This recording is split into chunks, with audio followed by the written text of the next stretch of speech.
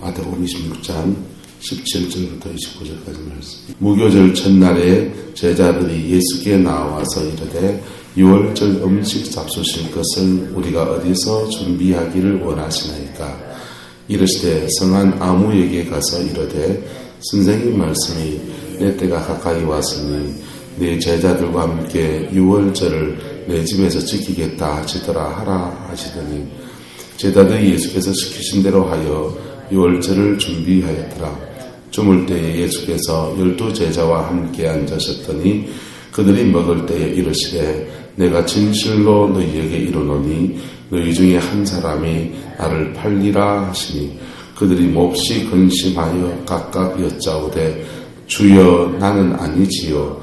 대답하여 이르시되 나와 함께 그릇에 손을 넣는 그가 나를 팔리라. 인자는 자기에 대하여 기록된 대로 가거니와 인자를 파는 그 사람에게는 화가 있으리로다. 그 사람은 차라리 태어나지 아니하였으면 제게 좋을 뻔하였느니라. 예수를 파는 유다가 대답하여 이르되 라비여 나는 아니지요. 대답하시되 내가 말하였도다 하시니라. 그들이 먹을 때에 예수께서 떡을 가지사 축복하시고 떼어 제자들에게 주시며 이르시되 받아서 먹으라. 이것은 내 몸이니라 하시고 또 잔을 가지사 감사 기도하시고 그들에게 주시며 이르시되 너희가 다 이것을 마시라. 이것은 죄 사함을 얻게 하려고 많은 사람을 위하여 흘리는 바 나의 피 곧 언약의 비니라.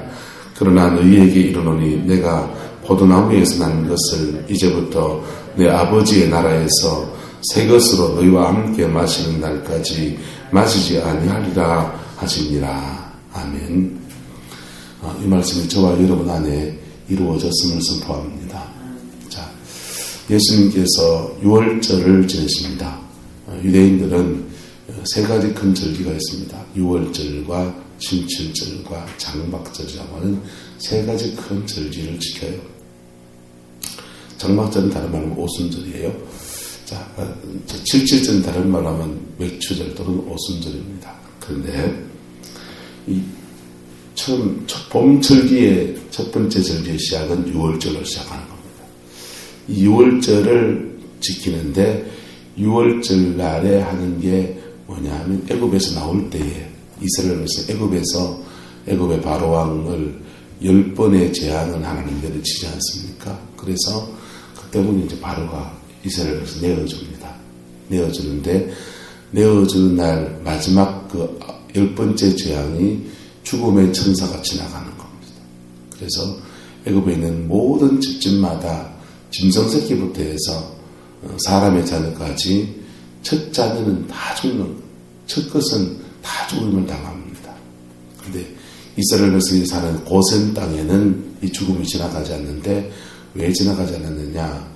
거기도 죽음의 천사가 지나가요. 죽음의 천사가 지나가는데 그들의 문에 하나님이 모세를 통해 시키신 대로 그들이 어린 양을 잡아다가 어린 양의 피를 자기 집의 문에다 바르는 거예요. 이렇게 바르고 그 다음에 어린 양의 그 고기를 집에서 삶아서 먹습니다. 그렇게 먹으면서 그 유월절을 지나갑니다. 왜? 고기를 왜 먹었느냐? 이스라엘은 이렇게 생각했습니다. 양의 피를 바르고 그리고 그 다음날 유월절 바로 그 다음날 이스라엘 백성은 내가 쫓기듯이 그냥 애굽에서 나오게 되는 너무 급하게 나오게 되니까 그때 음식을 급하게 빨리 먹어야 되니까 빵도 떡을 구워도 발효를 시켜서 구워야 되는데 발효시키지 못하고 굽는다고 해서 효모를 넣지 못하고 빵을 굽는다고 해서 무교병 그런 무교병 빵을 구워서 먹고 그 다음에 고기를 먹고 해서 든든하게 뭘 먹고서 그 다음에 이제 애굽을 출발할 힘을 갖추라고 그렇게 아마 생각했을 것입니다. 그런데 여기에는 감추어진 진리가 있습니다. 바깥에 뿌려진 문설주에 뿌려진 피는 누구 피입니까? 예수 그리스도의 보혈을 말하는 것입니다. 할렐루야. 안에서 먹는 그 양의 고기들은요, 우리가 따라서 예수를 먹고 예수를 먹는 거예요. 아니 식인종이가 예수를 먹으러 이스라엘 그 예수 믿는 사람은 때로는 이런 오해를 받게 되었습니다. 예수님을 믿고라는 말은 뭐냐면 주님과 교제한다라는 뜻입니다. 할렐루야. 주님과 교제하는데 심플, 쌍식물로서 성만찬의 떡을 이렇게 먹습니다. 이것을 행하여서 주님이 나를 기념하라 그랬어요. 그래서 그때 이후로 교회는 성만찬을 합니다. 성만찬을 정말 성령 안에서 이것을 행할 때 놀라운 일들이 일어납니다. 성만찬을 성령 안에서 이것을 행할 때 놀라운 일들이 일어나요. 실제로 그리스도의 영이 우리 안에 충만히 거하시는, 그리고 질병의 치유로 일어나는 그런 역사들이 전 세계에서 이렇게 보고가 되고 있습니다. 여러분, 예수님의 살, 예수님의 피, 저와 여러분의 죄를 사하고, 보혈의 피는 우리의 죄를 사하고, 할렐루야. 그 다음에 주님의 살을 먹으면서 주님과 깊은 교제에 들어가는 저와 여러분 되시기를 예수 이름으로 축복합니다. 주님은 지금 죽으시고 부활하셔서 우리 속에 계십니다.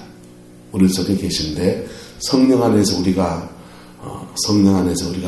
하나님의 말씀을 통해서 은혜를 받는다든지, 기도하다가 성령의 임재를 느낀다든지 할 때마다 우리는 사실은 그리스도의 살을 먹고 있습니다. 그때마다 예수님의 살을 먹고 있는 겁니다. 아프리카에 식인족은 아닌데 이런 풍습이 있는 마을이 있대요. 이분들은 식인족은 아니에요. 그런데 그 마을에 추장이 죽잖아요. 추장이 죽으면 장례를 치러야 되잖아요. 근데 이 부족의 장례식은 좀 유별나다는 거. 보통 사람, 우리가 생각하면 아주 징그러울 수 있습니다.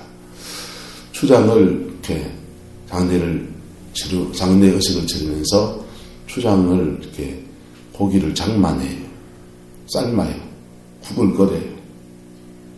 그리고는 장례식이 그거 추장 온몸을 삶은 고기를 그거 나눠 먹는 거예요.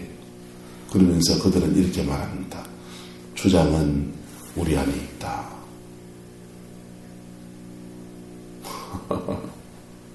징그러우십니까?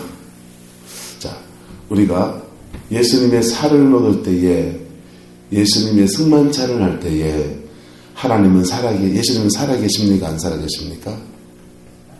살아계십니다. 살아계셔서 하나님 보좌 우편에 가만히 앉아가지고 우리 올 때까지 기다리시는 분이십니까? 지금 또 우리 안에 와 계십니까? 그걸 느끼십니까? 여러분, 성령으로 그걸 느끼게 되기를 축복합니다.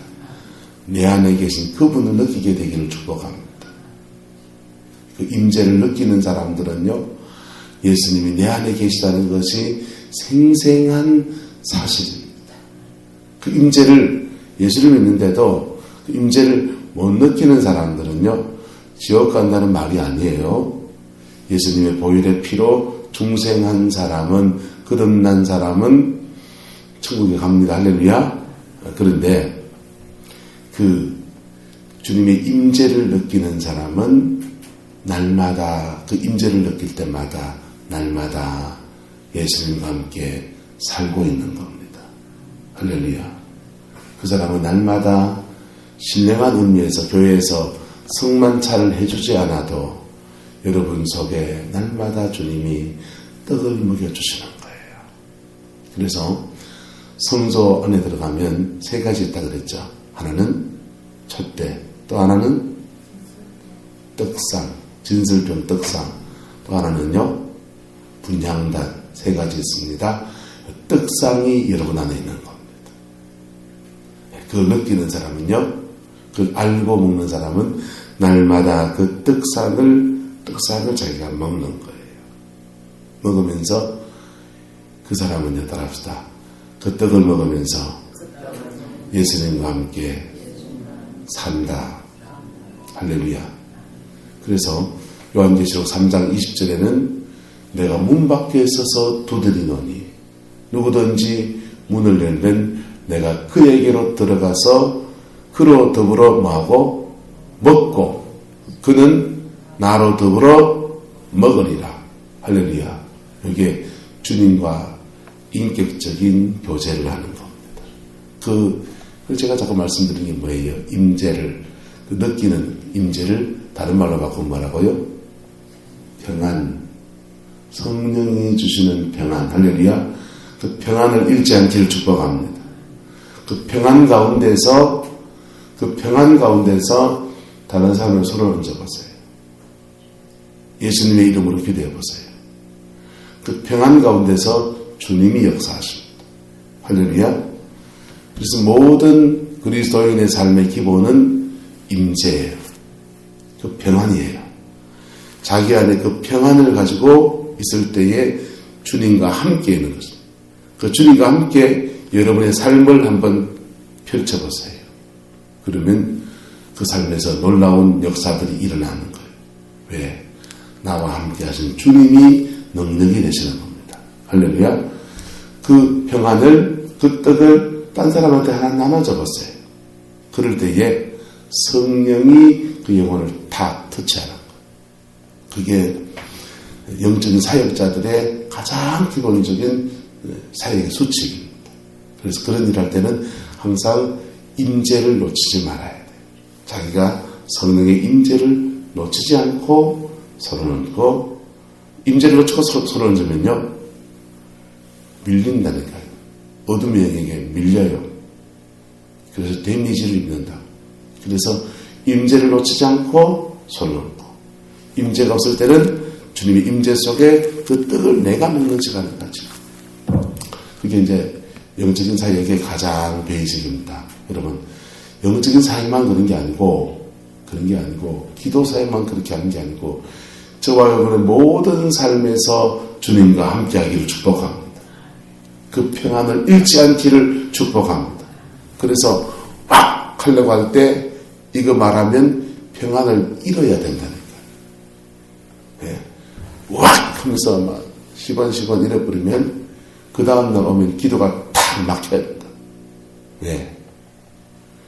주님의 임재를 놓쳐버리는 거예요. 그게 평안이 싹 사라져.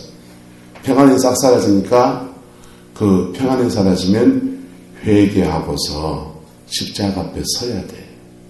회개하고 십자가 앞에 서서 나와 주님과의 관계를 다시 회복해야 합니다. 할렐루야. 몇 번을 넘어집니다. 우리의 어느 습관, 생활 습관이 안 잡혀있기 때문에 이게 몇 번을 은혜를 쏟았다가 은혜를 다시 채웠다가 이 과정이 몇 번을 방송합니다. 근데 이걸 주님 앞에 자기 의지를 끊고 이 주님이 주신 평안에 자기의 말하는 것이나 어느 생활이나 습관을 맞춰가다 보면 그는 주님과 동행하는 삶이 됩니다. 할렐루야. 주님께 예배하고 주님과 동행하고, 그게 신앙생활이에요. 예배하면서 주님의 임재를 우리가 받고, 그리고 주님과 동행하면서 우리의 삶을 믿음으로 풀어가는 것. 그게 그리스도인의 신앙생활입니다. 그게 예수님의 살을 먹는 삶입니다. 할렐루야. 이것이 저와 여러분들에게 깨달아지기를 축복합니다. 이게 뭔 말인지 모르겠다. 그런 분들은요, 아직 신앙이 영적 수준이 그거까지 인식까지 못 온 거예요. 영적 세계를 인식하십니까? 은혜가 사라지는 건 인식하십니까? 은혜가 임하는 건 인식하십니까? 이걸 은혜의 인식이라고 해요. 영적인 그 성령 안에서 우리가 주님과 살아갈 때에 가장 몇 가지 관계가 있습니다. 첫 번째는 중생이에요. 여기서부터 시작합니다. 중생하고 나면 주님이 여러분에게 들어오십니까? 안 들어오십니까? 들어오십니다. 들어오시는데 조금 들어오실까요? 엄청나게 들어오실까요? 엄청나게 완전히 들어오십니다. 중생할 때에 십자가 제대로 지나갈 때에 내가 완전히 거듭나 버린 사람이었어요. 그래서 제가 경험해 보니까 완전히 거룩해지더랍니다. 그 거룩함이 습관이 안 잡혀서 오래 가요, 오래 가지 못해요. 습관이 잡혀있는 사람은 이 완전한 거룩함이 일주일 가는 사람이었습니다. 저는 하루 가더라고, 하루. 그래서 제가 많이 부족하죠. 자, 중생한 사람이, 그다음부터는 이 중생한 사람이 주님이 완전히 거하시는 그 은혜가 있었는데, 그게 은혜를 상황 속에서 막 쏟다가 보니까, 그다음부터 뭐가 남냐면 인식이 나와요. 뭐가 남는다고요? 인식. 두 가지입니다. 지적 인식과 감정적 인식. 지적 인식은 뭐냐면, 내가 그런 경험을 했는데, 하나님이 살아계시는데, 하면서 교회를 못 떠나요. 무슨 말인지 돼요? 구름포에 있는 분들은 영적 공격을 많이 받으시는 분들이에요. 그래서 하나님이 체험을 다 주세요. 결국은. 체험을 주시는데, 그 체험적인 신앙이 다른 도시에 있는 사람들보다 여기 계신 분들 체험적 신앙이 강합니다. 그래서 이 체험이 뭡니까? 이 경험의 체험이에요. 한차정 목사님 같은 분은 병에서 나왔잖아요. 병에서 나온 체험, 그리고 하나님이 살아계시다는 확 느낌. 지적인 체험이에요. 그 다음에 감정적 체험은 뭐냐면 느낌. 이거는 현재 과거 경험한 거고, 지금도 주님이 나와 함께 하시는 걸 느끼는 거. 할렐루야.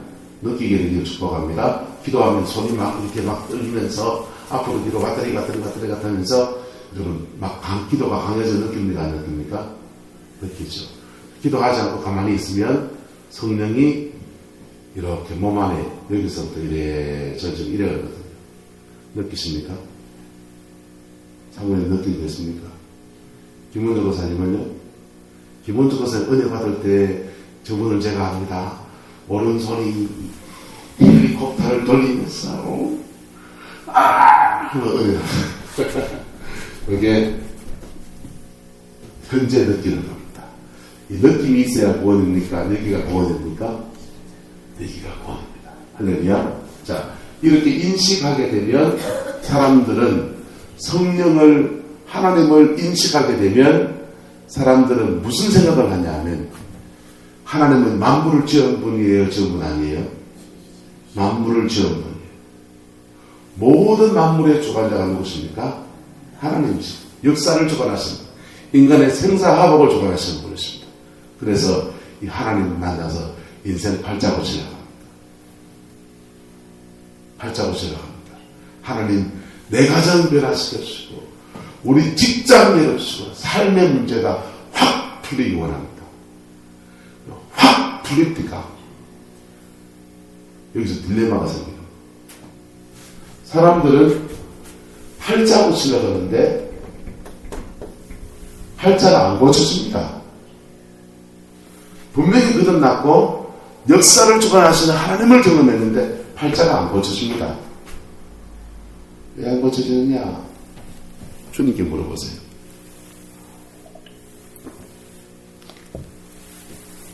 이거 하나님 나라가 있다. 하나님이 살아계시다. 예수님 너 위해 죽었다. 성령이 너와 함께한다. 이거 깨달은 사람들은 그 다음부터는 하나님이 자기 팔자를 고치는 길을 내려가시는데, 고치는 길을 주십니다. 할렐루야. 자기는 그걸 고치려고 그러면 팔자 고치고 싶은데 그 팔자 안 고치신다는 거야. 고치는 그 길을 내신다. 길을 내신다. 그 길이 뭐냐? 하나님 나라의 법을 따라가는 거예요. 하나님 나라의 법을 따라가는 건데, 하나님 나라의 법이 뭐냐 하면, 여러분, 에덴 동산에서 아담과 하와가 살았던 법은 뭡니까? 한번 따라합시다. 하나님 나라의 법은 줌으로써 받고, 줌으로써 받는 거예요. 우리는 하나님을 인식한 사람은 자꾸 기도하면 받은 걸로 생각합니다. 기도하면 뭐 한다고요? 구하는 대로 받는 걸로 생각합니다. 아니요. 기도하면 받는 게 아니고 따라서 줌으로써 받고, 에덴 동산에서 하나님 나라 백성이 살아가는 삶의 원칙은 팔자를 보시면 어떻게 해요? 줌으로써 받고 해요. 용서도요, 죄에 대한 용서도 하나님이 용서해 주셔서 예수 보혈의 피로 우리 죄를 씻어주고 있습니다. 그런데요, 성경은 또 이렇게 말합니다. 우리가 늘 주기도를 고백하잖아요. 우리가 우리에게 죄 지은 자를 사하여 줌으로써 용서 누가 해주시고 하나님 우리 죄를 용서해 주시고. 이게요, 법을 지켜야 돼요. 법이 뭐냐? 쉬워요. 줌으로써 바꿔요. 그래서 마태복음에 황금률을 그 산상수훈의 마지막 결론처럼 하신 말씀이 뭐예요? 산상수훈의 마지막 결론처럼 하신 말씀이 너희가 대접받기 원하는 대로 너희가 대접하라. 바꿔 말하면 다른 말은 심어서 바꿔 말이에요. 심어서 바꿔는 우리 자꾸 물질을 심어서 돈을 물질을 거두어서 하는 그런 흥금생활만 생각합니다. 이게 아니고 그것만 아는 게 아니고 모든 범사에 주모로서 바꿔요. 할렐루야. 우리나라 말 좋은 속담인데 가는 말이 고와야 오는 말이 곱다. 그 거꾸로 말하는 사람이 있습니다. 오는 말이 고와야 가는 말이 곱지. 지가 먼저 그랬는데. 여러분, 내가 먼저 손 내미세요. 내가 먼저 손 내미세요.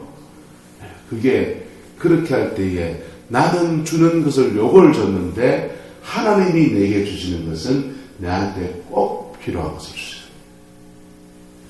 팔자 고치는 일은 기도가 아니에요. 기도가 아니고 뭐 하는 거라고요? 법을 지키는 거랍니다. 그거 내가 이렇게 축복합니다.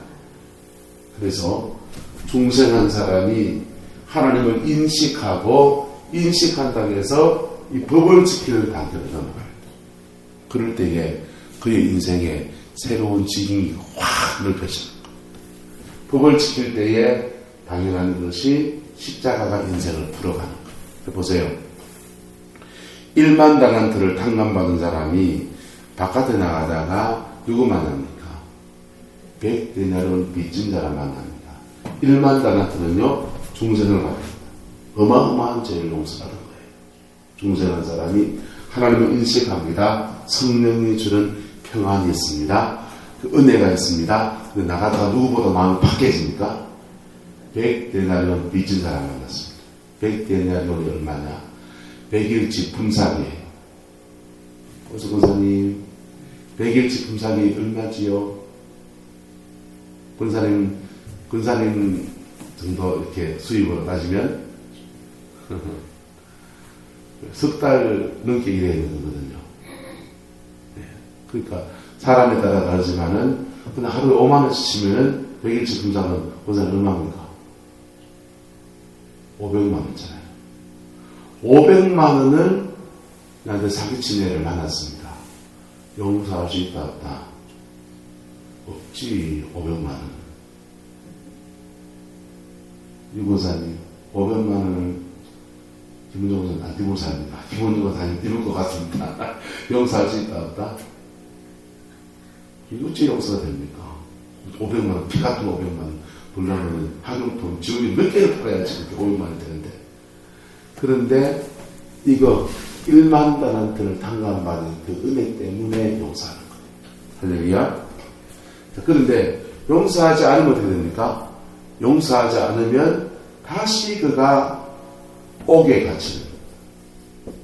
이거 보세요. 옥이라고 하는 말은 성경에서 옥이라고 하는 말은 따라합시다. 사탄에게 잡혔다.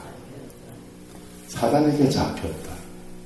눌렸다라고 하는 말은요, 사단에게 눌려서 자기 힘을 다 쓰지 못하고 이제 팔을 이렇게 묶어놓고 지금 이렇게 합시다. 팔 다쳤을 때 죽도서 이래 있거든요. 두 손을 다 써야 되는데 한 손이 자유롭지 못한 상태가 되는 것을 눌렸다라고.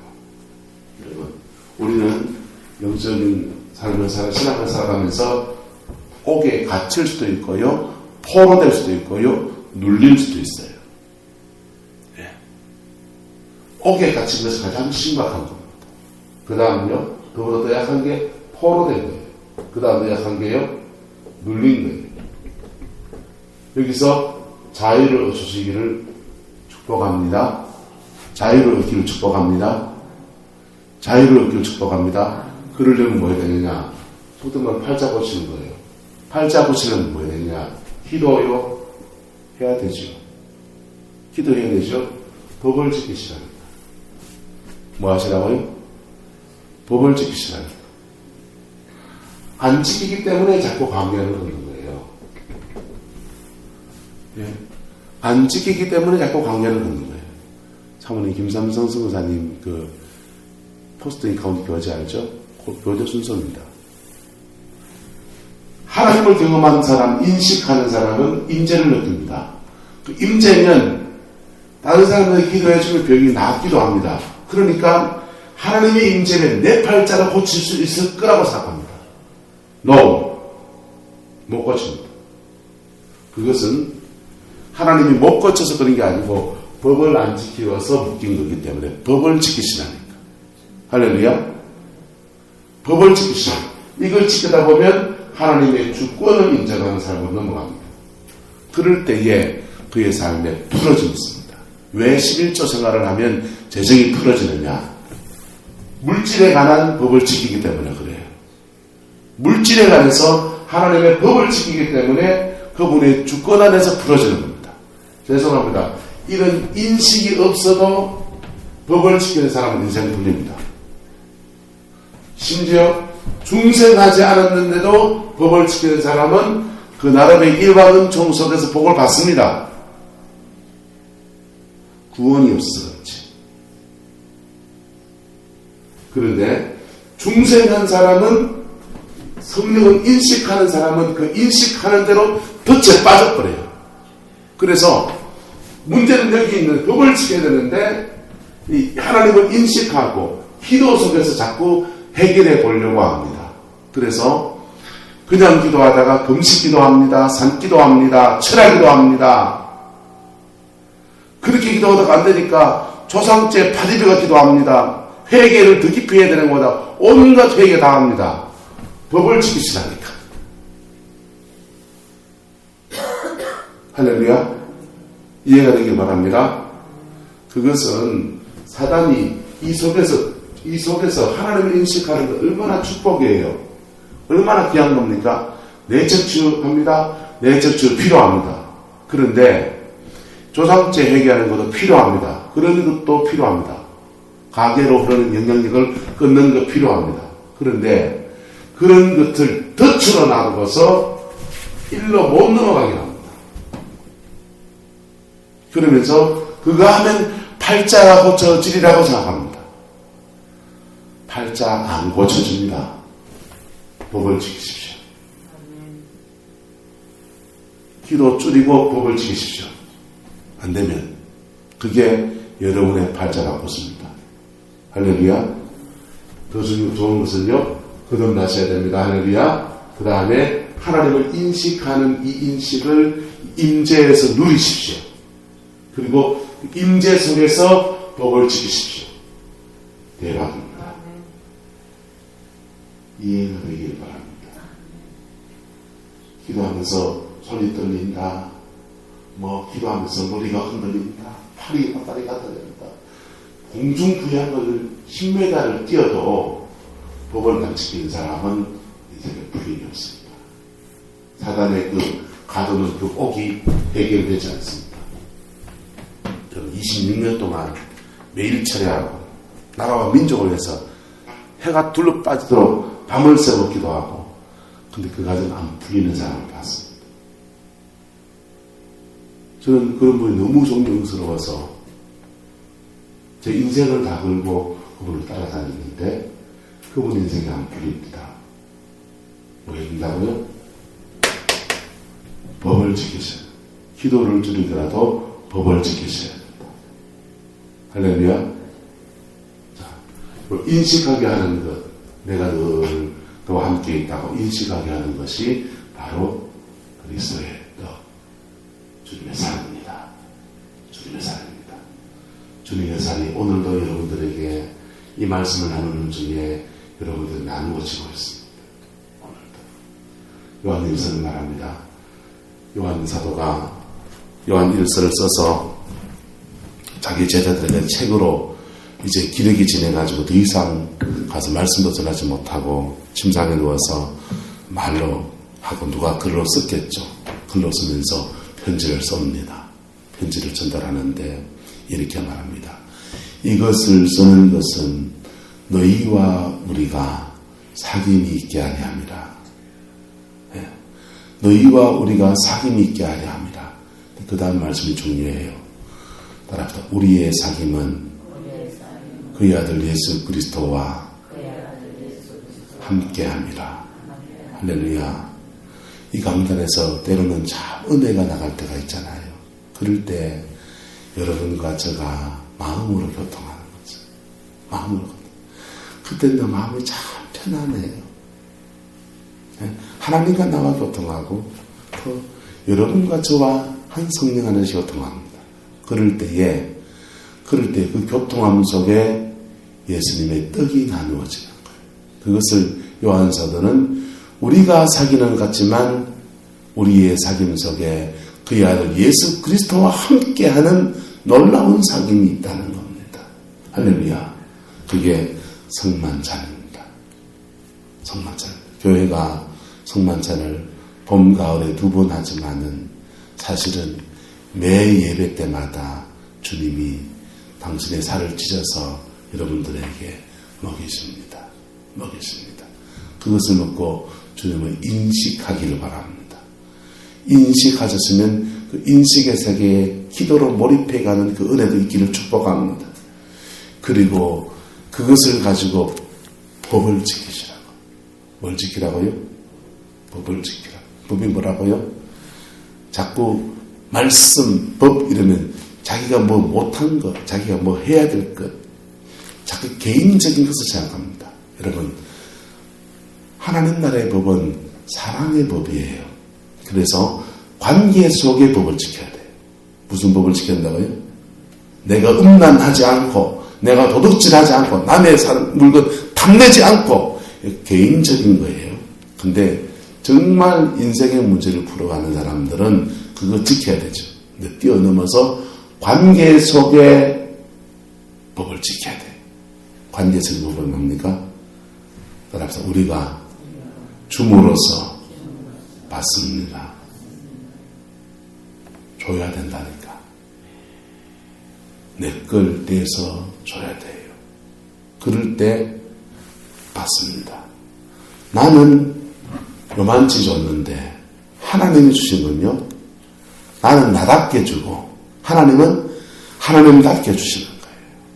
하나님답게 주실 때는 우리에게 꼭 필요한 것을 꼭 필요한 만큼 주님이 주십니다.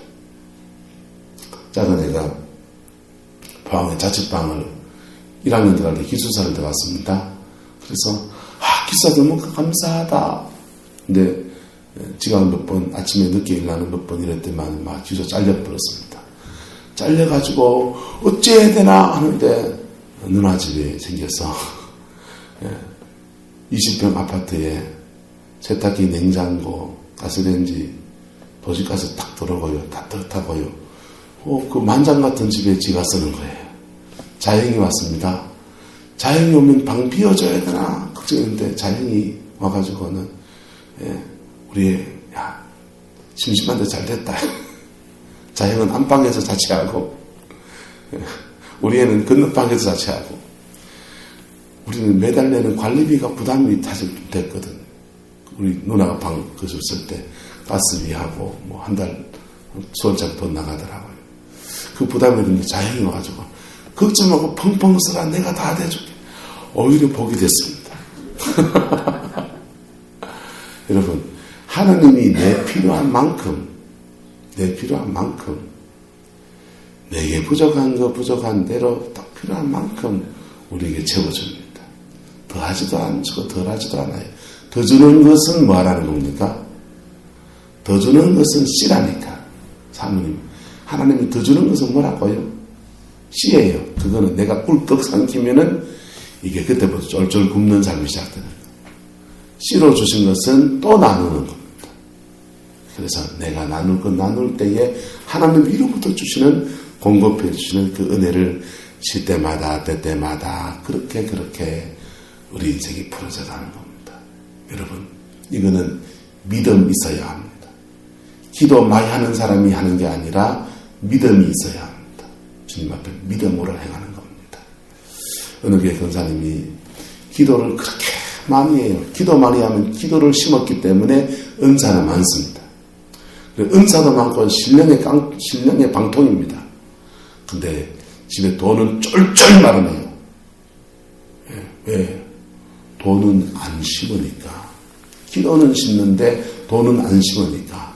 그래서 인식의 세계에서는 은사도 많고 신령한 세계에서는 뭔가 굉장한 열매들이 많은데 삶에서는 팔자는요 거리가 고쳐지는 게 아니시다.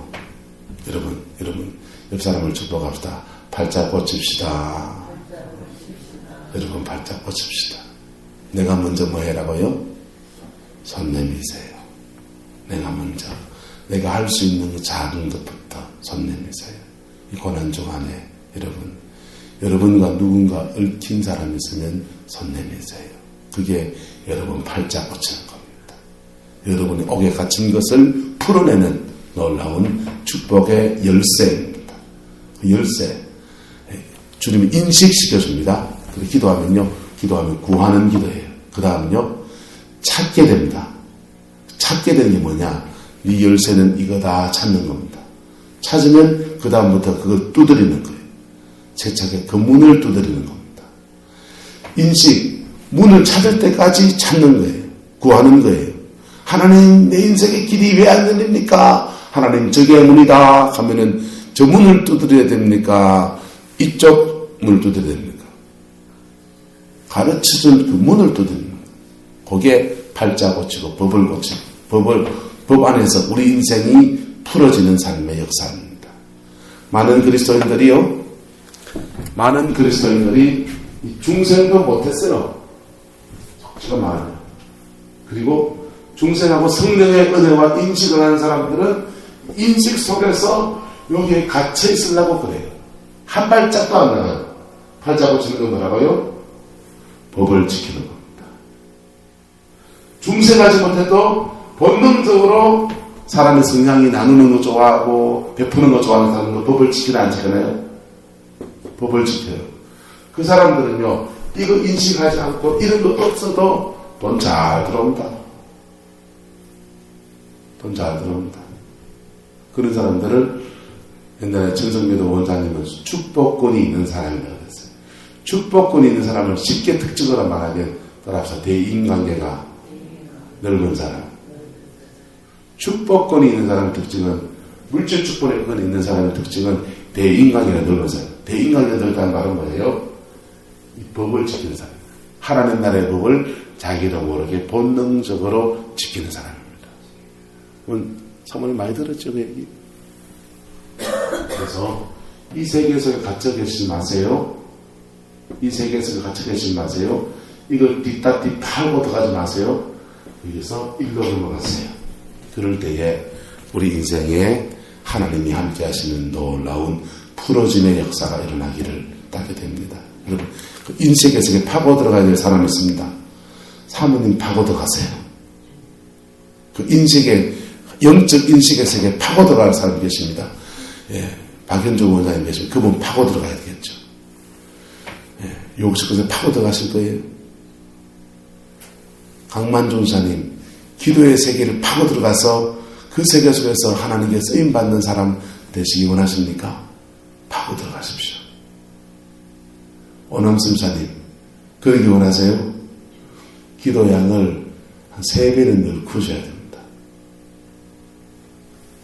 근데 몸 낫기 원합니까? 가정의 삶이 확확 풀리기 원합니까? 법을 지키셔야 합니까? 이해가 되길 바랍니다. 이해가 되길 바랍니다. 그게 여러분의 삶에 하나님의 통치하심 속에 축복이 많은 원리입니다. 기도합시다. 사랑과 은혜가 많으신 아버지 하나님, 주님을 인식케 하시고 느끼게 하시고 주님 안에서 우리의 삶을 깨닫게 하시는 그 은혜를 찬양합니다. 날마다 우리 영혼에 그리스도의 삶 먹여주시고 예수 보혈의 피로 덮어가시는 그 은혜를 송축합니다. 그 은혜 속에서 주님 신 말씀을 따라 행하는 저희들 되어지게 축복하여 주시옵소서. 축복하여 주셔서 그 속에서 인생의 세기를 열어가는 그 은혜가 있게 우리 모든 성도들의 삶을 축복하여 주시옵소서. 주께서 함께해 주시기를 원합니다. 예수님의 이름으로 축복하며 기도드리옵나이다. 아멘.